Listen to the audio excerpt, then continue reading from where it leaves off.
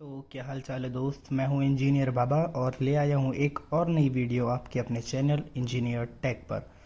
आज हम देखने वाले हैं ऑप्टिकल फाइबर के बारे में। ऑप्टिकल फाइबर की एक पहली वीडियो मैंने मेरे चैनल पर डाल रखी है, अगर आपने नहीं देखी तो आप उसको भी देख लीजिए। और उसके साथ में रिफ्लेक्शन के बारे में भी मैंने बता रखा है, तो आप उसको भी जाकर देख सकते हैं।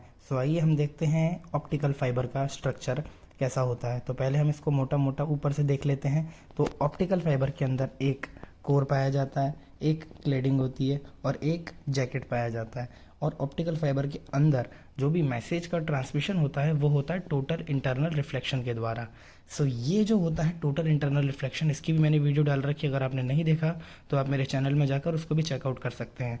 पहले मैं बेसिकली मोटा मोटा बता देता हूँ कि ऑप्टिकल फाइबर में इन तीनों का काम क्या होता है। जो कोर होता है, जो सबसे अंदर का पार्ट माना जाता है ऑप्टिकल फाइबर के अंदर, जो कि ग्लास या प्लास्टिक का बना होता है, ठीक है। और इसी के अंदर अपना मैसेज ट्रांसमिट किया जाता है। इसके ऊपर का पार्ट होता है cladding.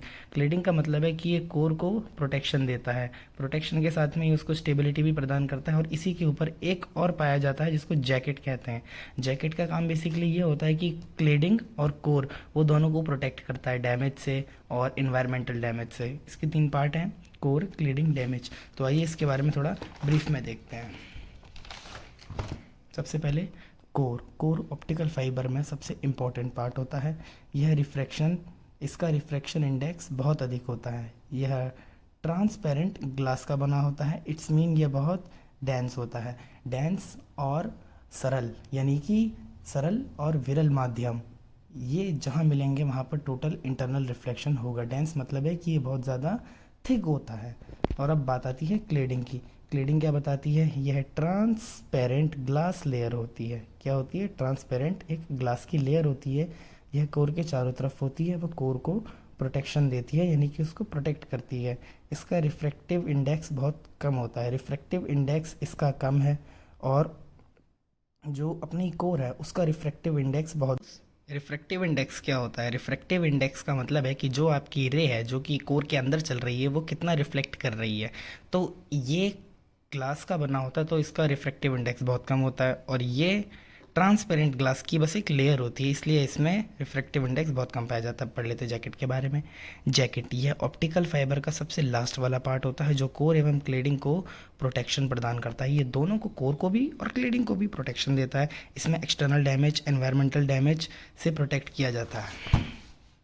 Working of optical fibre, light signal को ऑप्टिकल फाइबर के द्वारा एक से दूसरे स्थान पर भेजा जाता है, ठीक है।